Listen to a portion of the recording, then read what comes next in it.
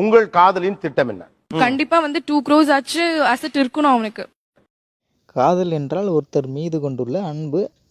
அவரை நான் காதலிக்கிறேன் அப்படின்னு சொல்லுவாங்க. எந்தவித எதிர்பார்ப்பும் இருக்காது.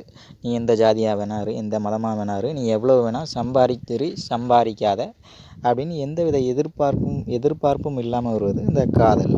ஆனால் இவங்க காதல் என்றால் இப்படி தான். நான் எதிர்பார்ப்புகள் எனக்கு நிறையா இருக்கும்.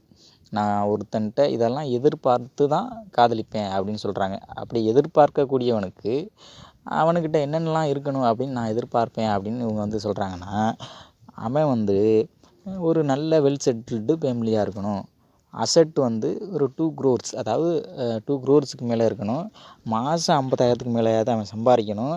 அது மட்டும் இல்லாமல் அவங்க அப்பாவும் ஒரு நல்ல வெல் செட்டில்டாக, அவரும் ஒரு நல்ல நிலைமையில் இருக்கணும் அப்படின்றத பார்த்து நான் ஒருத்தனை காதலித்து திருமணம் பண்ணிப்பேன் அப்படின்னு சொல்கிறாங்க. காதல் என்றால் அன்பு மட்டுமே தவிர இந்த எதிர்பார்ப்புகள்லாம் அவங்களுக்கு உண்மையாக காதலிப்பவர்களுக்கு இதெல்லாம் இருக்காது.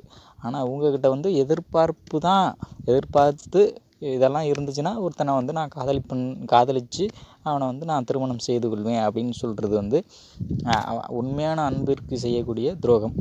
அப்போ அவங்க உண்மையான அன்பினால் ஒருத்தனை இதெல்லாம் இருக்குன்னு தேடி போகக்கூடியவங்க பணத்துக்காக மட்டுமே தான் ஒருத்தனை தேர்ந்தெடுப்பாங்களே தவிர உண்மையான அன்பினால் அவங்களை தேர்ந்தெடுப்பதற்கு வாய்ப்பே இல்லை.